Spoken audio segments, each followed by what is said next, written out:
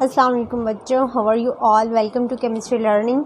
Student, हमने अपना chapter number 2 start किया हुआ है, जिसके अंदर हमने पढ़ा था कुछ साइंटिस्ट की डिस्कवरीज़ को और इलेक्ट्रॉन न्यूट्रॉन की डिस्कवरी को पढ़ा था। तो आज जो हमारा टॉपिक है वो है रदरफोर्ड एटॉमिक मॉडल। तो जो रदरफोर्ड एटॉमिक मॉडल है वो क्यों पेश किया गया, इसके लिए हमें जानने के लिए बेटा सबसे पहले हमें जानना पड़ेगा कि थॉमसन कौन था। आपको पता है, आपने इस चैप्टर में पीछे पढ़ा है कि थॉमसन जो था वो एक साइंटिस्ट था। उसने प्लम पुडिंग मॉडल पेश किया था, क्योंकि ये एटम जब डिस्कवर हो चुका था तो उसके बारे में लोगों को नहीं पता था। प्लेंटी ऑफ एक्सपेरिमेंट्स करने के बाद साइंटिस्ट ने, ये जो थॉमसन एक साइंटिस्ट था, उसने प्लम पुडिंग मॉडल पेश किया था। बहुत लंबे अरसे तक, तकरीबन 1 सदी तक जो है प्लम पुडिंग मॉडल को लोग सच समझते रहते, उसको ठीक समझते रहते, वो यूज़ होता रहता। और वो क्या था कि जो है एटम है उस जो है वो इस तरह स्फेरिकल शेप में मौजूद है, ठीक है। और इसके अंदर क्या मौजूद है, प्रोटॉन्स इस तरह फ्लोट कर रहे हैं जैसे कि प्लम्स होते हैं। किसी भी पुडिंग के अंदर प्लम होते हैं, आलू बुखारी और पुडिंग खीर। वो कहता था कि जिस तरह ये फ्लोट करते हैं इसी तरह प्रोटॉन्स जो हैं वो हर वक्त फ्लोट कर रहे हैं किसी भी एटम के अंदर, ठीक है। ये तो होगी थॉमसन की, जो बड़े लंबे अरसे तक चलती रही। अब जो रदरफोर्ड है वो एक और साइंटिस्ट आ गया, ठीक है। उसने एक्सपेरिमेंट किया, उसने एक हमें एक्सपेरिमेंट दिया था जिसका नाम है गोल्ड फॉइल एक्सपेरिमेंट, ठीक है। रदरफोर्ड का जो एक्सपेरिमेंट है वो है जी गोल्ड फॉइल एक्सपेरिमेंट। तो इसने हमें बताया कि हम नेगेटिव और पॉजिटिव चार्ज जितने भी के अंदर मौजूद हैं वो किस तरह से एग्जिस्ट हैं, ठीक है। तो इसने बाकी का जो स्ट्रक्चर ऑफ एटम किया था थॉमसन के बाद, जिसके ज़्यादा पजीराई मिली थी, वो गोल्ड फॉइल क्या जो बताया था इसने रदरफोर्ड ने, ठीक है। उसके अंदर वो क्या करता है, उसने क्या किया काम, एक सोर्स लिया, ठीक है, अल्फ़ा पार्टिकल्स लिए उसने, ठीक है। उसका सोर्स उसने बनाया radio active element like radium and polonium को। उसने क्या किया, एक बॉक्स लिया, ठीक है, उसके अंदर रेडियो एक्टिव एलिमेंट लिए, उसको छोटा सा इधर से हॉल कर दिया ताकि ये स्ट्रेट ही इधर से निकल के जाएं, ठीक है। अब ये जो छोटा सा सुराख था, इसके अंदर से जितने भी अल्फ़ा पार्टिकल्स के एलिमेंट ने निकलना था वो बिल्कुल एक सीधी डायरेक्शन में निकलना था। तो उसने आगे क्या काम किया, एक गोल्ड फॉइल ली, पतली सी थिन सी गोल्ड फॉइल ली, जिसकी चौड़ाई थी 0.0004 सेंटीमीटर, ठीक है। और उसने इसके इर्द गिर्द क्या रखी, एक फोटोग्राफिक प्लेट रखी, उसको कोट किया जिंक सल्फाइड के साथ। अब ये जो सोर्स है अल्फ़ा पार्टिकल्स का, ये है radio active element like radium and polonium. जो रेडियम एंड पोलोनियम है बच्चों, वो रेडियो एक्टिव एलिमेंट्स हैं। वो रेडियो एक्टिव एलिमेंट्स वो होते हैं जिनके अंदर से हर वक्त कोई ना कोई चीज़ खारिज होती रहती है, तो इनके अंदर से अल्फ़ा पार्टिकल रिलीज़ होते रहते हैं। ये थी सारा स्ट्रक्चर था किसका, रदरफोर्ड का गोल्ड फॉइल स्ट्रक्चर था, ठीक है। इसके अंदर वो, अब आप सोच रहे होंगे कि यहाँ पे उसने अल्फ़ा पार्टिकल्स क्यों यूज़ किए, ठीक है। बच्चों का क्वेश्चन होता है why he choose alpha particle, हमेशा अल्फ़ा पार्टिकल क्यों यूज़ किए हैं। तो ये बता दें कि जो ये प्रोटॉन होता है, ठीक है, इसके अंदर सेंटर में जो प्रोटॉन प्रेजेंट होता है, according to plum pudding model, किसी भी एटम के अंदर जो भी प्रोटॉन मौजूद होता है, तो जो अल्फ़ा पार्टिकल्स होती हैं उनसे एनर्जी भी ज़्यादा होती है और वो मैस में भी ज़्यादा होते हैं, ठीक है। तो जो अल्फ़ा पार्टिकल इसलिए चूज़ करने की यही वजह थी कि जब वो प्रोटॉन के साथ ही उसने इस तरह उनके ऊपर बम्बार्डमेंट करवानी है, तो उसके नतीजे में जो अल्फ़ा पार्टिकल्स था उनका मैस ज़्यादा होता है। इसी वजह से उसने अपने इस एक्सपेरिमेंट में रदरफोर्ड ने क्या चूज़ किया, अल्फ़ा पार्टिकल्स को चूज़ किया। और वाई ही चूज़ गोल्ड, बहुत से स्टूडेंट्स का क्वेश्चन आ जाता है कि why he choose gold ma'am, इन्होंने गोल्ड क्यों चूज़ किया, ये और भी तो मेटल्स चूज़ कर सकते थे। ज़्यादा सी मेटल्स हैं, आयरन है, कॉपर है, एक्सेट्रा बहुत सी है, लेकिन why he choose only gold, उसने गोल्ड को क्यों प्रेफर किया। तो बच्चों, जो गोल्ड होता है ना वो बहुत मोर मेलिएबल एंड डक्टाइल होता है। मेलिएबल का मतलब उसकी बहुत पतली शीट बन सकती है, डक्टाइल रहता है उसकी कोई भी शेप चेंज हो सकती है, ठीक है।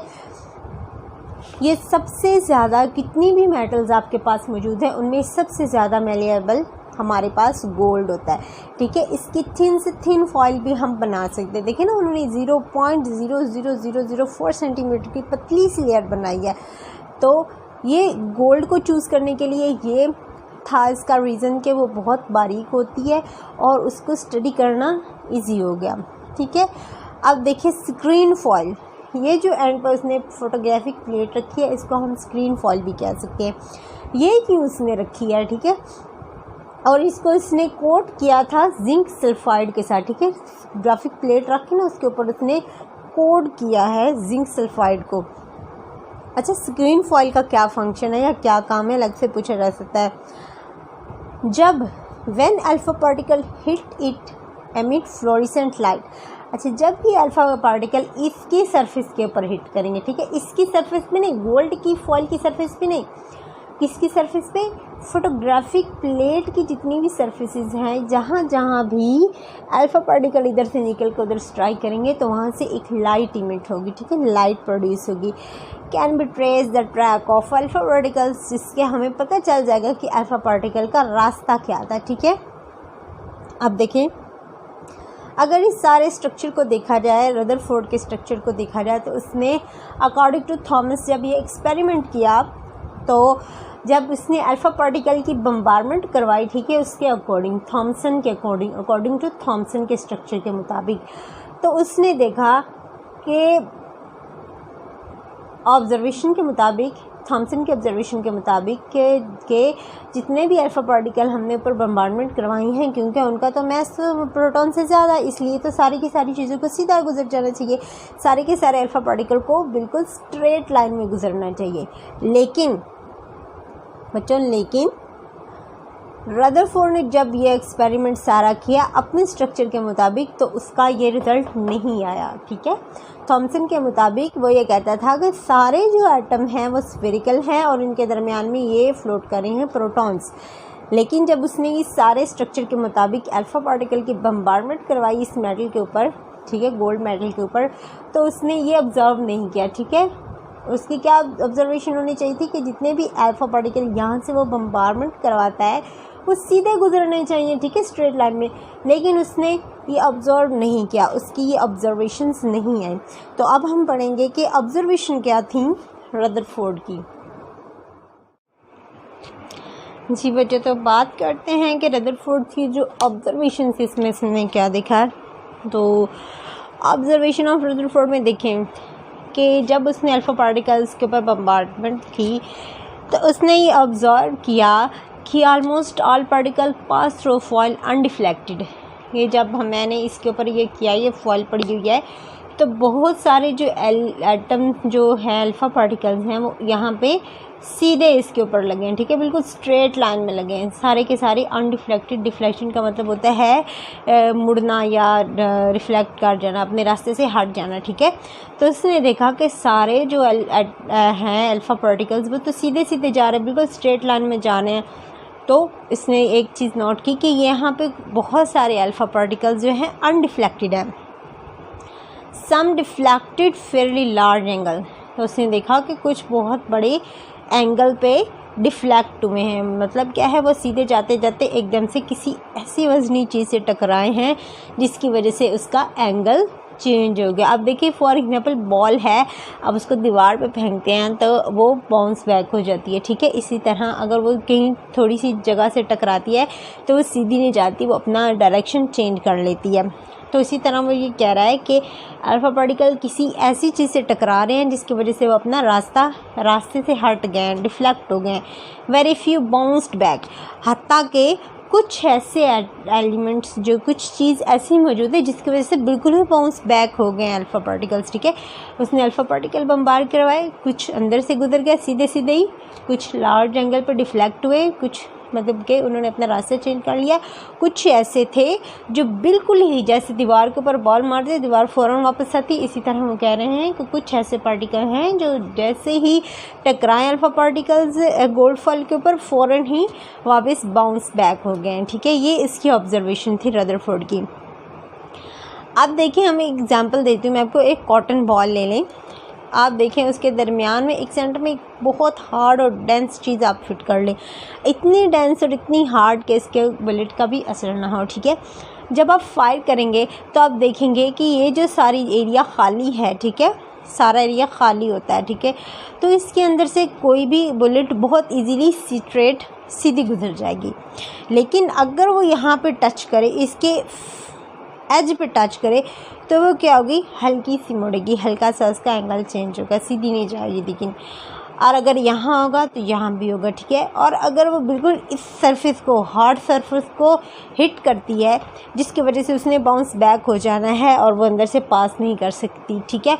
तो ये सारी थी रदरफोर्ड की ऑब्जर्वेशन कि हम अल्फ़ा पार्टिकल को बम्बारमेंट करवाएंगे, बहुत सारे जो हैं अनडिफ्लेक्टेड सीधे गुजर जाएंगे और कुछ डिफ्लेक्ट होंगे लार्ज एंगल पे और कुछ बाउंस बैक होंगे, ठीक है। अब चलते हैं हम इसकी जो इसने रिज़ल्ट्स दिए थे, ठीक है, results of experiment. Let's student talk about the results of Rutherford. तो जो रदरफोर्ड के रिज़ल्ट्स हैं उसके अंदर अब जितना भी इसने वर्क किया उसको देख कर उसने रिज़ल्ट निकालने, ठीक है। Most of the volume of occupied atom is empty.